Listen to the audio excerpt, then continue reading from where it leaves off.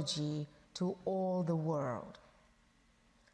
And speaking of technology and innovation, this government will work to diversify our economy.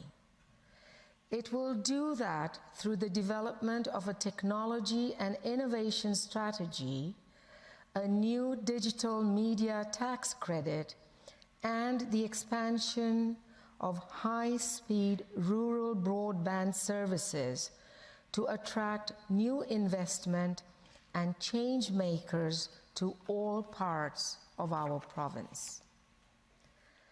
This also means continuing to lead the way when it comes to harnessing the power of our natural resources, such as hydrogen, helium, liquefied natural gas, and geothermal energy when exploring new economic corridors.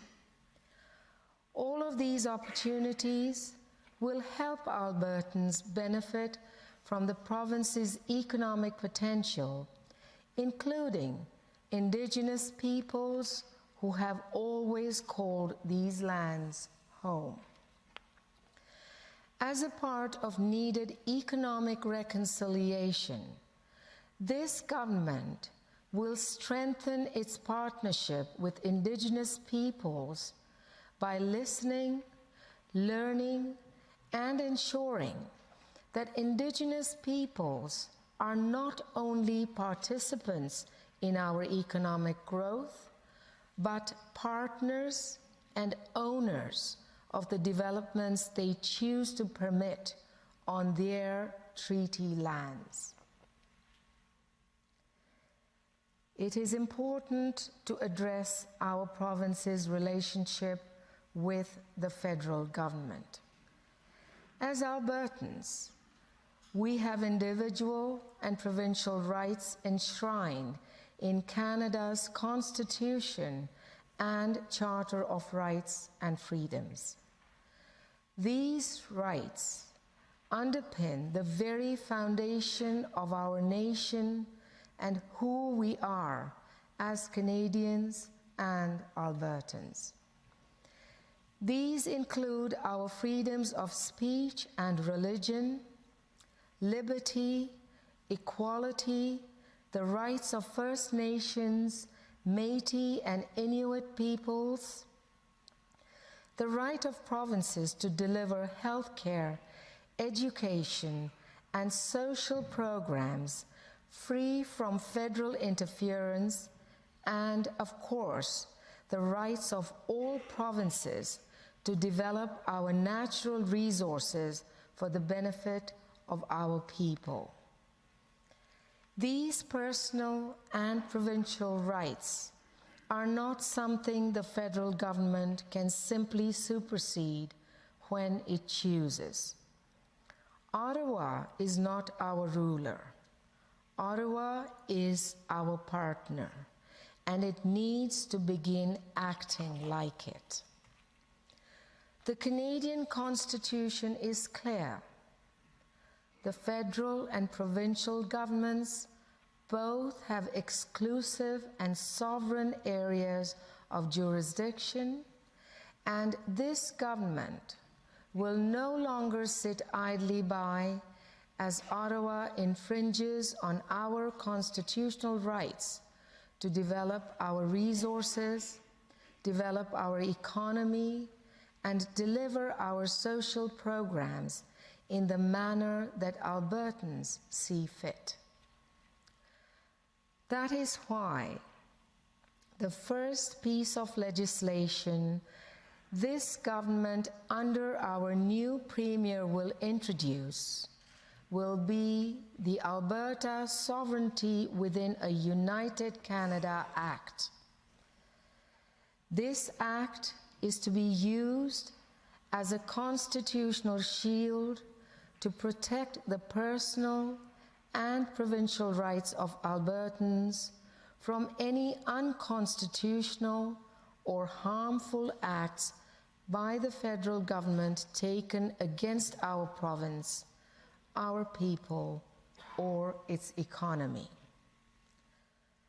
Whether it be Ottawa restricting the use of fertilizer by our farmers, or attempting to prevent us from developing the very energy resources that power our provincial and national economies, whether it be persecuting owners of legal firearms, inappropriately invoking emergency powers, or intentionally interfering in the delivery of provincial health care, education, or childcare, the government will not enforce any unconstitutional federal measure or policy within the boundaries of Alberta going forward.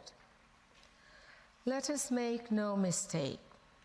Albertans are proud Canadians and we love our country. This legislation will never be used to undermine the rule of law or unity of our nation. Just the opposite. It will be used to uphold and restore the intent of the most foundational document of our law, the Canadian Constitution and Charter of Rights. Alberta's voices will be heard. Albertans' rights will be respected. And the Alberta government invites every one of its fellow provinces to work with the government in ensuring that same respect is demonstrated to every single province in our nation's capital on a go-forward basis. In doing so, the government will ensure Canada becomes stronger and more unified than ever before. Honorable members of this legislature, whatever your party affiliation, the government asks that you work together to overcome the challenges facing this province.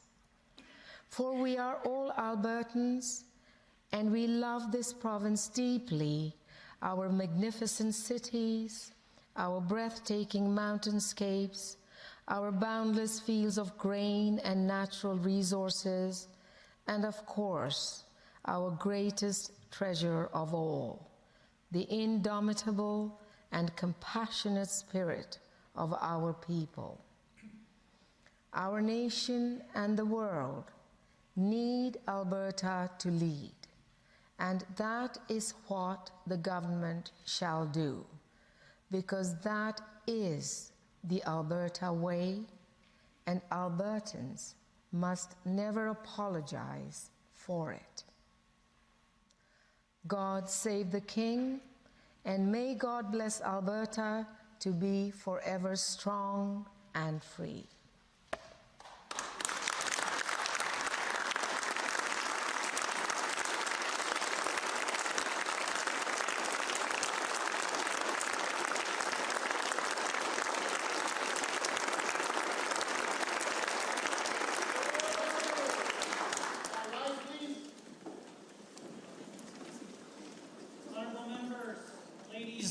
Gentlemen, I would now like to invite Ariana Whitlow, accompanied by the RCA Band, to lead us in the singing of God Save the Queen.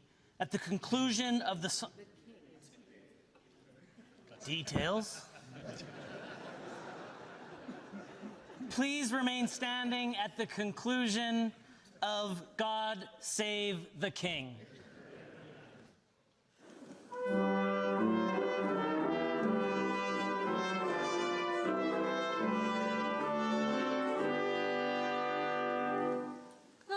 Send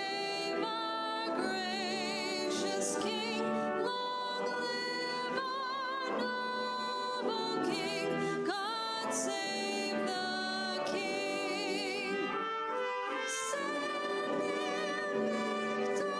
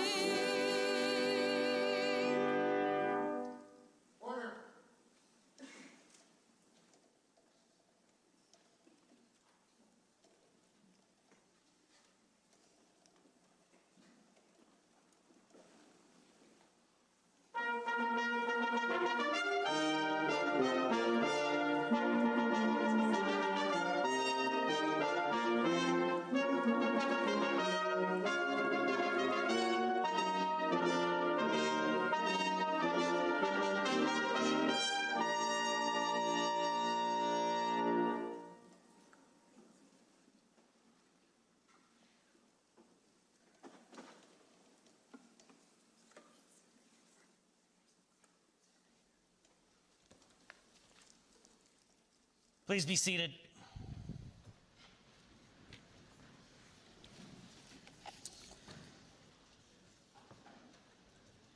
Honourable members, I'd like to provide some brief remarks about two very important anniversaries in the history of the Legislative Assembly of Alberta.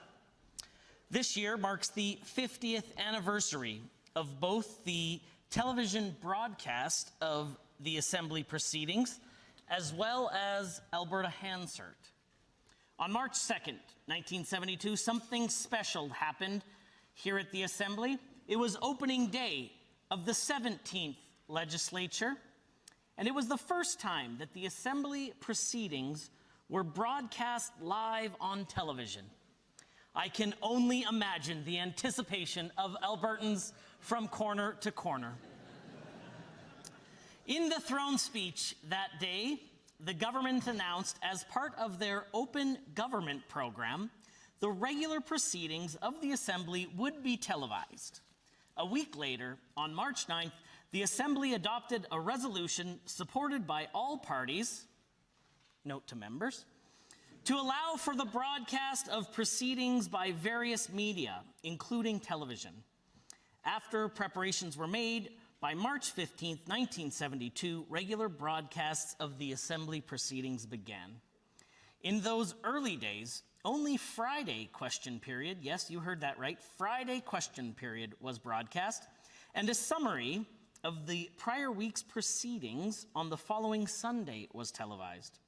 By 1978, however, CTV broadcast gavel-to-gavel coverage of the proceedings. This would later be reduced, sadly, to only oral question period and certain items of the daily routine until the advent of Alberta Assembly TV, which broadcasts proceedings from gavel to gavel once more. Significantly, Alberta was the very first jurisdiction in Canada to have its proceedings broadcast on a permanent basis.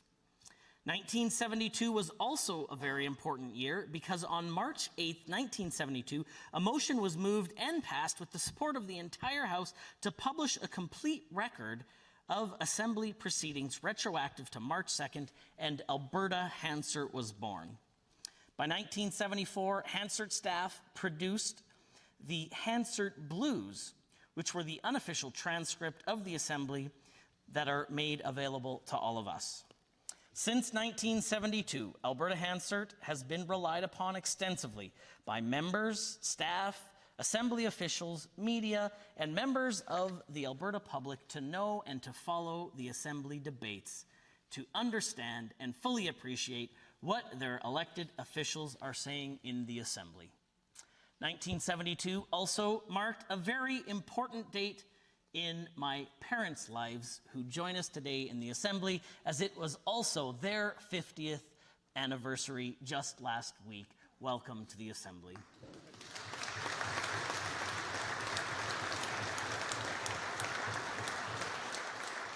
To conclude, I will leave you with this thought, and I encourage, as we start a new session of the Assembly, for members to choose their words wisely, as it is estimated that since Alberta Hansard formed over 50 years ago, that approximately 153.7 million words are part of the permanent record of Alberta history and Alberta Hansard. I hope that you will choose your words wisely, and let's look to see what the next 50 years has in store for the Alberta Assembly.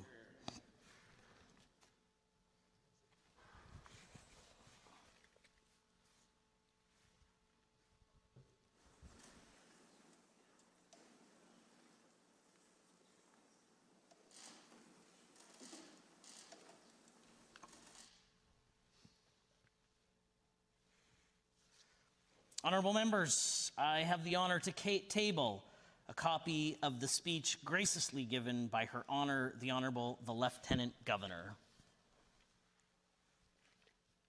The Honourable the Premier has the call.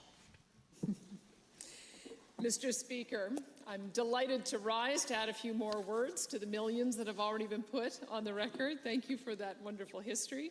It is also my honour today to rise and introduce the Alberta Sovereignty Within a United Canada Act. Mr. Speaker, this legislation is designed to be a constitutional shield to protect Albertans from unconstitutional federal laws and policies that harm our province's economy or violate Alberta's provincial rights. To be clear, it was devised to be respectful of court decisions and Indigenous and treaty rights. By restoring and respecting the constitutional rights of our creative and diverse provinces, including Alberta, Canada will become stronger, more prosperous, and more unified than ever. With that, Mr. Speaker, I move first reading of Bill 1, the Alberta Sovereignty Within a United Canada Act. Honourable members, the Honourable the Premier has moved and asked to request leave to introduce Bill 1, the Alberta Sovereignty Within a United Canada Act. All those in favour of the motion, please say aye. Any opposed, please say no. No. In my opinion, the ayes have it. That motion is carried and so ordered. And a division has been called. I'll tell you what we'll do, honourable members. A division has been called, which is, of course, the right of members of the Assembly. However, unconventional during a throne speech. A division bell will be rung for the benefit of those seated and joining us in the galleries. It sounds a lot like a fire alarm. However, there is no fire, but we will have a recorded division. What will happen is there will be a 30-second bell. There will be a 15-minute period between that in which the actual division takes place. At 14 minutes, a minute-long bell will sound again. Please don't be alarmed. To try to make this as smooth as possible, if you must leave the chamber, I think it's reasonable to allow you the opportunity to do that. If you can remain seated to create as little disruption as possible, that's helpful, but I appreciate the fact that the delay may not be ideal for some of you. Having said that, a division has been called. Call in the members.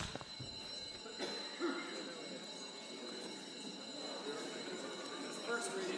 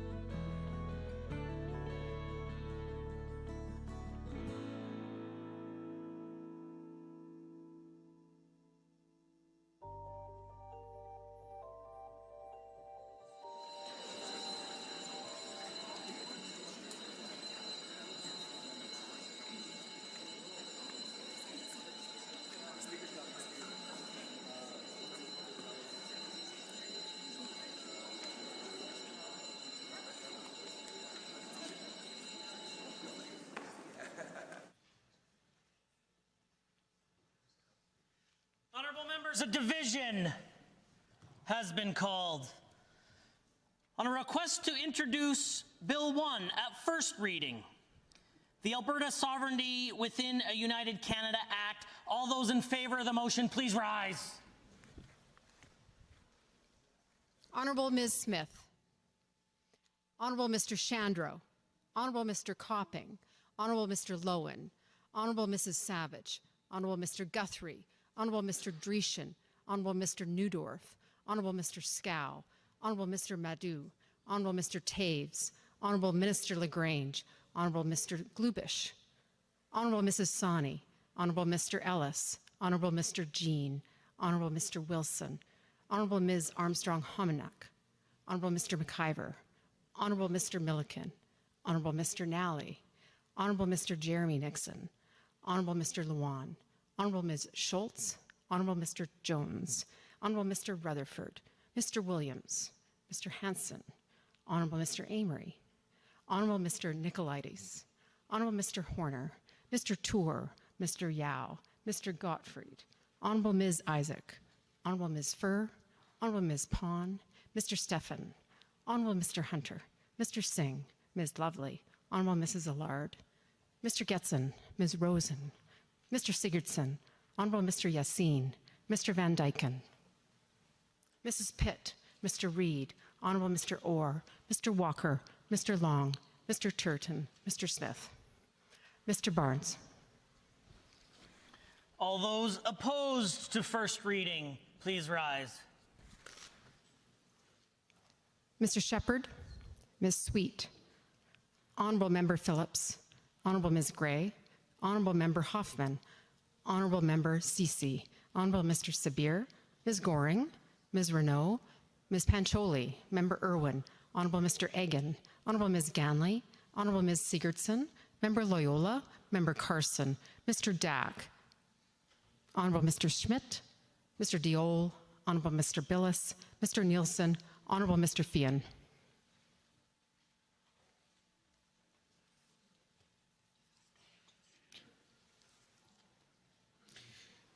Mr. Speaker, total for the motion 55, total against 22. That motion is carried and so ordered.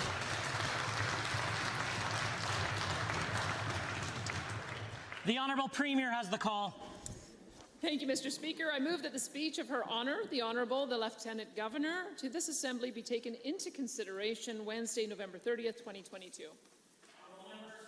Motion as proposed by the Honourable Premier. All those in favour, please say aye. Aye. Any opposed, please say no. In my opinion, the ayes have it. That motion is carried and so ordered. Members and invited guests, I would like to remind all of you that you are invited to attend a reception that is currently half being held